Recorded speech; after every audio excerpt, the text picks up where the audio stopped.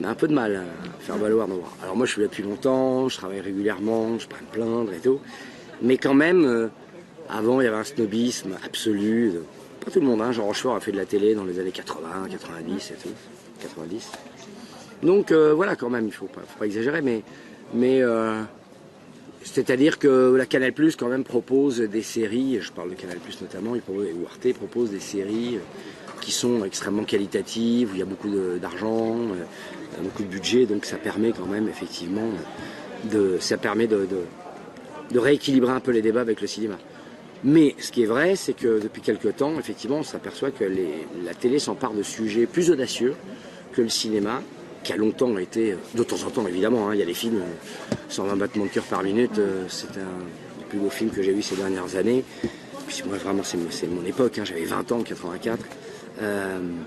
Donc ça m'a beaucoup bouleversé et je me dis ça, effectivement, il fallait que ça soit fait pour qu'il y ait cette audace, cette subversion, cette force, ce souffle cinématographique. On ne pouvait pas le faire en télévision.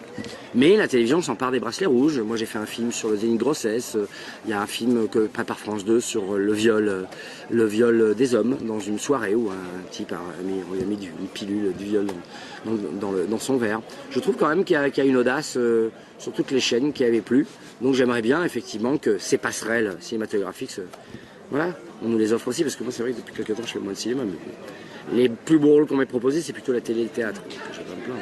Avec des produits qui sont un peu plus de qualité, des scénarios qui se tiennent un peu plus, des personnages peut-être un peu plus fouillés, ouais. Des réalisateurs qui finalement dans la qualité de l'image ont peut-être moins envié qu'au cinéma aussi. Oui, c'est vrai que c'est de plus en plus vrai.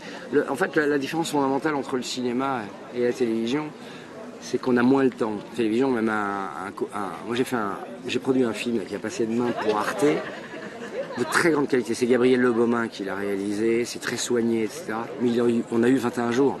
Donc 21 jours, ça veut dire beaucoup de sacrifices, des scènes qu'on voulait tourner qu'on ne peut pas faire, des décors qu'on ne peut pas avoir, parce qu'on n'a pas le temps de déplacer toute une équipe dans la journée, de tourner le matin dans un décor et tourner le suivant à 20 km de là, alors que le réalisateur a repéré ce décor qu'il le veut. Au cinéma, on peut. Au cinéma, on a, même pour un petit film, hein, on a 6, 7, 8 jours de plus. Voilà. Alors, je ne raconte pas des films à budget moyen qui ont, eux, des fois 10, 15 jours. C'est énorme, 15 jours. Énorme. On tourne à peu près au cinéma un film de 90 minutes. C'est 1 minute utile par jour. Donc, logiquement, au cinéma, vous tournez un film de 90 minutes en 90 jours. C'est plus très vrai, on tourne 2 minutes, 3 minutes utiles, ça. Mais en télévision, il faut être prêt tout de suite, il faut connaître son texte et tout. Il n'y a pas le choix, les réalisateurs sont très chevronnés, doivent connaître exactement tous les axes, etc., doivent faire beaucoup de préparation.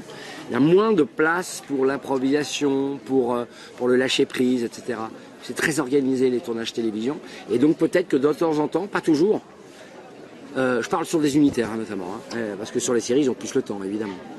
Mais sur les unitaires, de temps en temps, on sent effectivement qu'il y a quelque chose qui a été un peu rapide, un comédien qui joue un 4e ou 5e rôle, ou un figurant qui n'a pas été briefé exactement comme il fallait, parce qu'on n'a pas eu le temps, qu'il y avait trop de monde dans la scène et qu'il fallait vite passer à autre chose.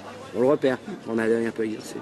Netflix, c'est plus tabou non plus. Il y a des acteurs aujourd'hui, réalisateurs qui se laissent tenter par des productions diffusées sur Netflix parce qu'aujourd'hui, c'est consommable, notamment auprès du jeune public qui lui consomme beaucoup des séries sur Netflix. Oui, bien sûr. Il faut savoir que Netflix, c'est le modèle américain. Hein. Pour les acteurs, c'est très bien. Hein. On est payé là, normalement, ou pas en fonction de son statut, j'imagine. J'ai jamais bossé encore pour Netflix.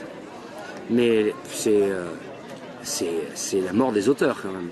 Quand vous écrivez pour Netflix, vous payez un forfait et puis il n'y a pas de droit d'auteur. En France, il y a des droits d'auteur.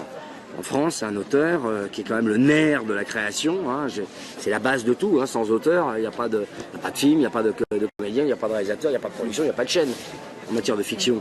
S'il n'y a pas quelqu'un qui écrit derrière, quand on voit quand certains pontes travaillant dans des chaînes écrivent, on rigole quand même. Donc il faut absolument que Netflix, en France, trouve les moyens de rémunérer les auteurs. Parce que quand vous faites une série qui cartonne dans le monde entier et que tout le blé va à Netflix, c'est un peu injuste. Et c'est un euphémisme. C'est carrément dégueulasse. Et donc, moi, Netflix, ce modèle-là, pour les comédiens, les réalisateurs, et tout, oui, pour les prods, oui.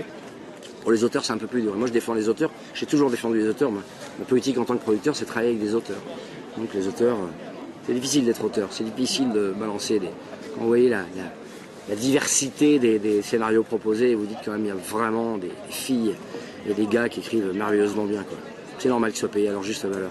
Netflix le fait pas.